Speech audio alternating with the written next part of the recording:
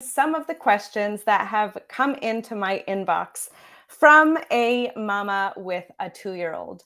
So she got in touch with me, and initially her email said that she has been asking a few different professionals for some advice on all of these questions and has emailed a few of them, and nobody is getting back to her, which let me just say that is totally awful in my mind. And it breaks my heart that she's looking for support and cannot find that support. So I decided that I am going to offer her some initial thoughts of what might be going on and how to help her questions. And I thought, well, if I'm answering her, then I might as well give that same advice and those same thoughts to all of you. So I'm going to read out some of her email. So she's basically a mom of a baby boy who will be 2 at the end of this month. Since birth, she's been breastfeeding him, and she's still breastfeeding totally fine.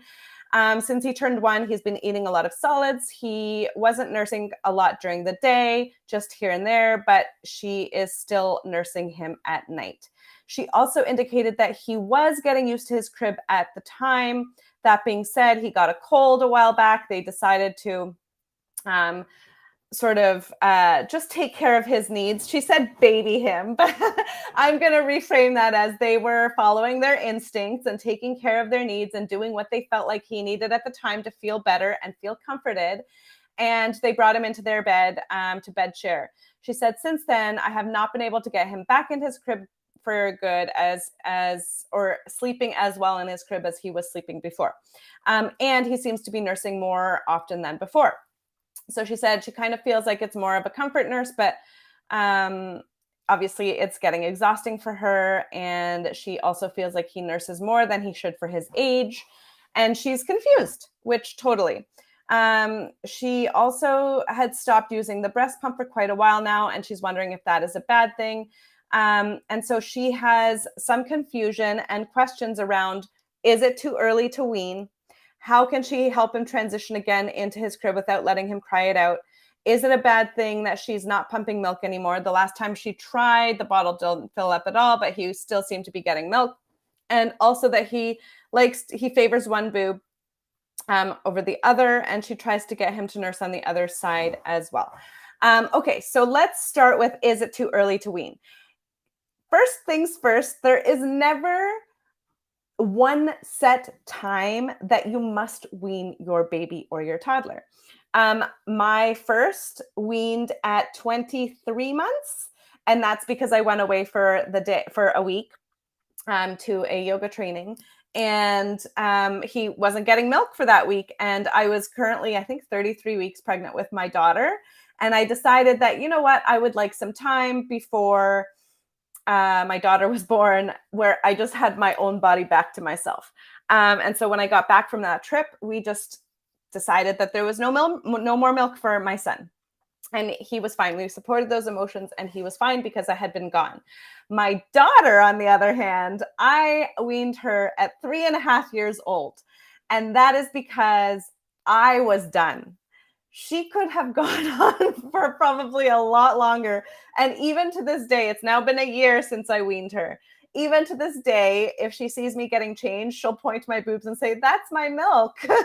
So she was not ready to get weaned. So is it too early to wean? It's not too early to wean if this is not working for you anymore. What it sounds like is that your son is not needing this little toddler, this 2-year-old is not actually needing the milk from the breast for food, for nutrition anymore. He's using it as a way to connect with mom and for comfort, which is 100% normal. And so the thing here, though, is that mom is getting tired of nursing him all day, throughout the day, all day, throughout the night. And that is the key. That is when it is time to make some changes, because your mental health and your needs and wants matter too. So no, it's not too early to wean at this point. All of those factors, I think this is a great time. And that being said, you can decide to wean a few of those feeds or all of those feeds. Totally up to you. And this is something you need to really think a lot about, because often, and I just had this in my sleep deprived mama group, I had a question about this, that I think their older baby, 20-month-old, was, so almost 2 as well, was up multiple times at night needing to be nursed back to sleep. And here's the thing, that is totally fine if it's working for you. If it's not working for you anymore, it's time to change things. But weaning those feeds is not necessarily going to help your baby sleep through the night. It's going to take time. It might help them sleep longer chunks, but weaning all of the feeds may or may not help them sleep through the night. You'll likely still have to get up to comfort them, to support them back to sleep, using a different strategy than just nursing. So there's that. But if you need more guidance on weaning, I have a heart-centered weaning ebook that I will link along with this video, that will take you through a bunch of different sort of mindset questions to really ask yourself, are you okay with this decision? Is this decision coming from the right place, or are you feeling pressure to make this decision? But also setting realistic expectations. And then there's a bunch of specifics in terms of what strategy to use, what things to put in place, and how to do the weaning itself. So you can check that out. In terms of the next question, let's go to the one where, is it a bad thing that I don't pump milk anymore? Totally not. So first of all, I want to say that oftentimes our babies who are breastfeeding, they will actually be extracting milk more than, like, when they're nursing, than what your pump will actually extract, because our baby suck is going to be more efficient at extracting the milk. So don't kind of assume what your milk supply is based on how much you can pump, because that is not necessarily an accurate representation of what your baby might be getting at the breast. So there's that. Here's the thing. Why are you pumping the milk? Do you need to be pumping the milk still? Your son is 2. He is eating solids really well. Amazing. He doesn't actually need the breast milk for nutrition. He's using it for comfort. If you're wondering about whether you should pump milk to then put in a bottle to offer him at night so that somebody else can help him get to sleep and back to sleep, that's a whole other story. And that's a decision that you can make. But again, he doesn't need it. You could actually put in a water bottle with water instead of that, and have that be part of your routine. You can also nurse him to sleep and cut some of the weans, cut some of the feeds at night as well. This is your journey. You get to decide. That is the beauty of all of this. You get to decide what feels right in your heart, and also what is right for your child. That is maybe not the same as what is right for that other baby that the sleep trainer is talking about on Instagram. Okay, just putting it out there. Okay, so the next question is, he likes to favor one boob. I try to get him to nurse on the other side as well. So here's the thing.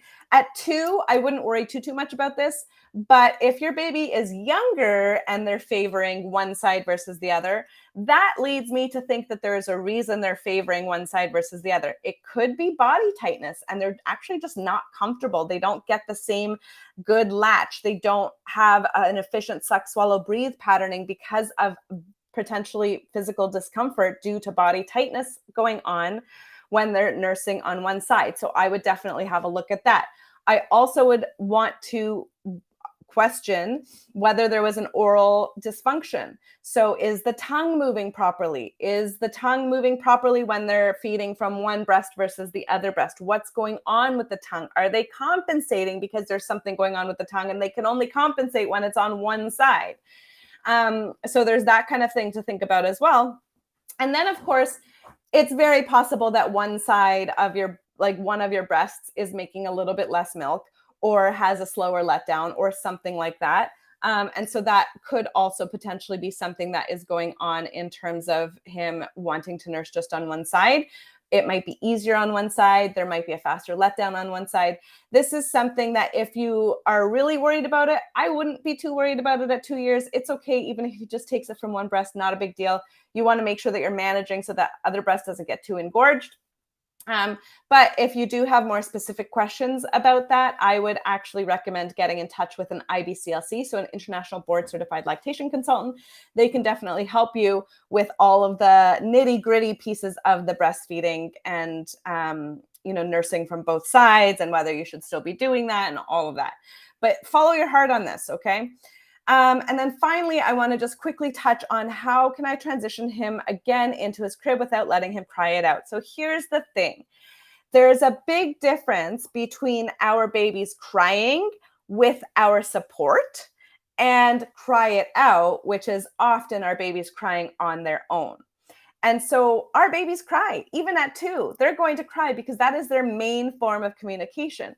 And when things are new, unfamiliar, unpredictable, they are going to be seen as by our primitive brain as scary, and there's going to be a little bit of fight or flight.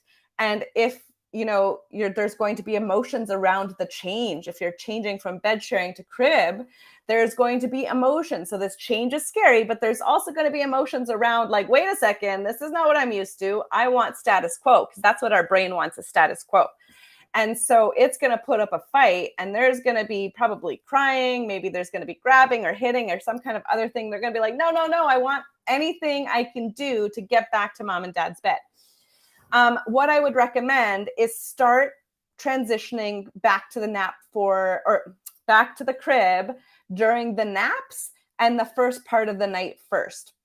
And then you can work on getting him supported back to sleep, back in the crib for the rest of the night later on. But I would start with the nap and then the first part of the night, and then you can bring him into your bed for the rest of the night. And then maybe in a few days, you're going to decide, okay, that's going pretty well. I'm going to do crib for the nap, the first part of the night, and put him back into the crib after that first wake. And then gradually that's going to get better. And then you're going to put him back into that crib again after the next wake. And hopefully then he's not waking too many times. And that is how you transition him into the crib. Realizing, though, going back to the tears here, is that it is actually okay for our babies to be crying so that they can express those emotions. They can get through those emotions to the other side, which often leads to this feeling of calm and like, okay, I was able to let it all out while we're supporting them. So holding him, being there with him. If he doesn't want to be held, you're just going to sit in the room with him. You're going to let him get those emotions, that frustration. You're going to let him get those tears out.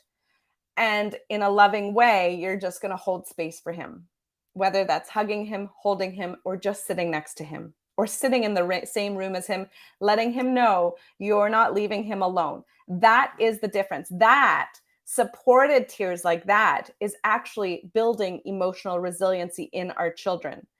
And that is what we want. We want them to know that it is okay to have emotions, that it is okay to express those emotions, and that mom or dad will be there to help you through it.